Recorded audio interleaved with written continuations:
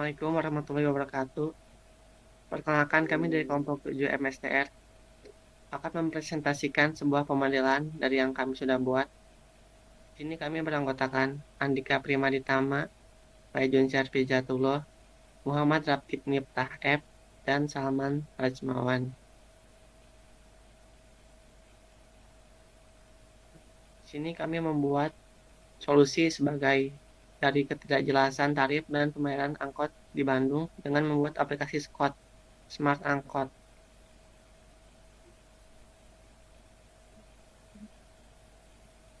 Di sini ada tampilan awal dari aplikasi Scott, didominasi warna biru, dan user dibagi menjadi dua, yaitu pengemudi dan penumpang.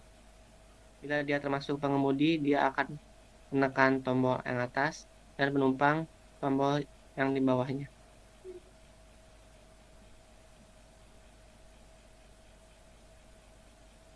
Berikut adalah tampilan login ataupun tampilan masuk dari aplikasi Scott ini.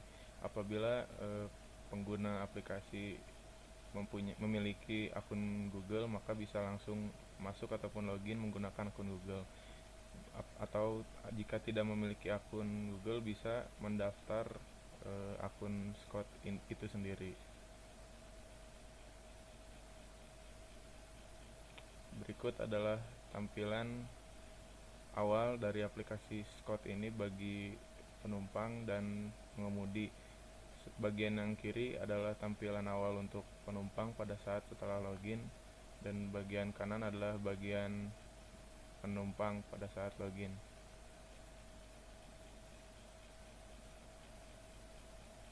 Dan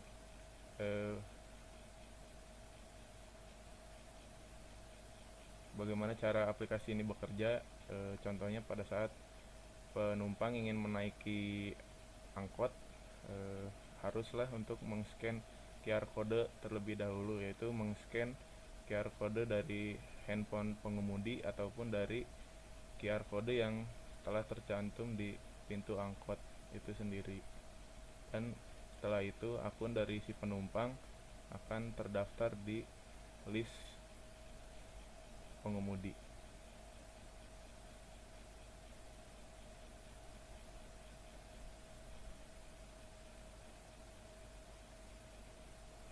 Berikut adalah tampilan dari daftar penumpang pada user pengemudi. Jika penumpang sudah meng-scan QR code yang diberikan oleh pengemudi, maka data-data dari penumpang tersebut akan masuk ke halaman daftar penumpang. Dan halaman daftar penumpang ini yang menjadi pembeda antara aplikasi user pengemudi dan juga user penumpang. Di sini kita bisa melihat daftar-daftar yang sudah diurutkan mulai dari penumpang 1 hingga penumpang terakhir, dan kami membatasi kapasitas dari angkot ini 12 orang.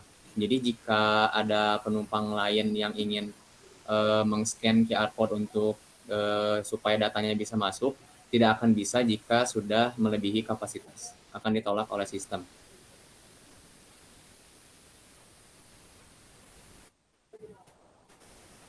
Lalu yang menjadi pembeda antara fitur pengemudi dan penumpang itu, untuk penumpang sendiri itu terdapat halaman statistik perjalanan. Nah, berikut adalah tampilan dari statistik perjalanan.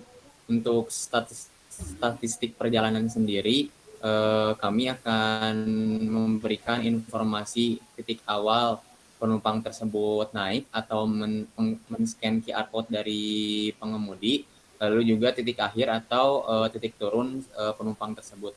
Lalu total perjalanan atau jarak yang ditempuh, dan juga kisaran tarif yang harus dikeluarkan oleh penumpang. Untuk kisaran tarif tersendiri, kami sudah mencari dari berbagai sumber informasi bahwa di Bandung sendiri untuk perhitungan tarifnya masih sangat tidak jelas gitu. Masih dibedakan dengan jarak dekat, jarak sedang, dan juga jarak jauh.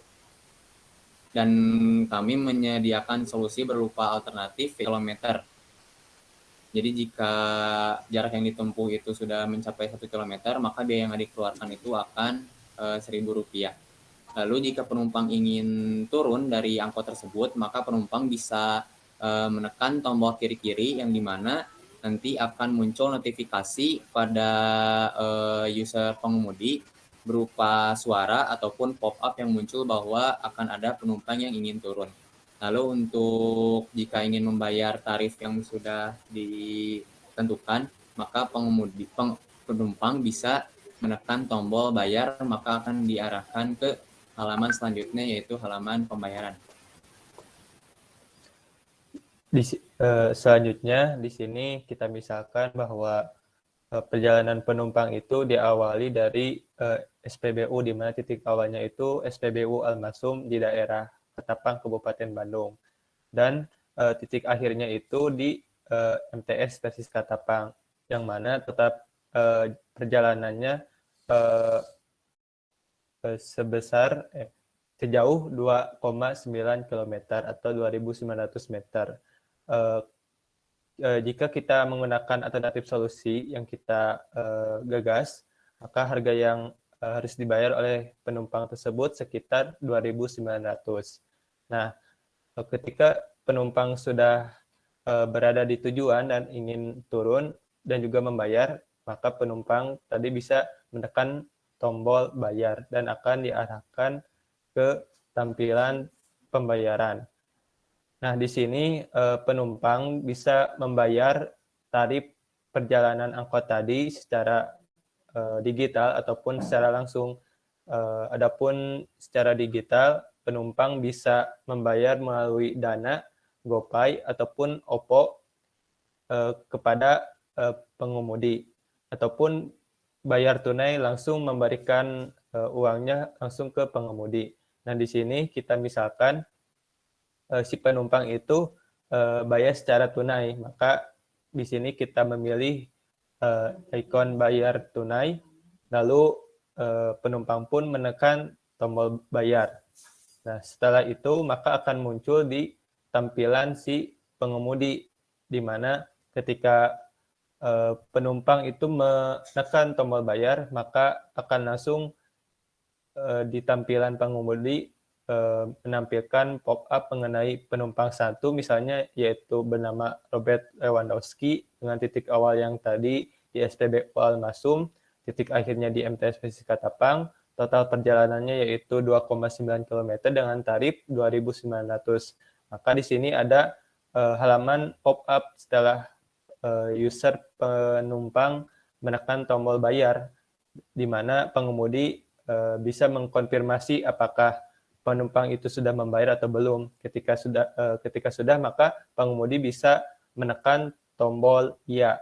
Nah, setelah itu list penumpang pertama ini akan dihapus oleh sistem karena sudah membayar, dan juga urutan akan diganti dengan penumpang selanjutnya, yaitu penumpang kedua dan seterusnya. Mungkin demikian yang dapat kami sampaikan mengenai pemodelan yang telah kami buat. Kurang lebihnya mohon dimaafkan. Adapun bila ada komentar ataupun saran dan kritik, dipersilahkan. Terima kasih. Wassalamualaikum warahmatullahi wabarakatuh.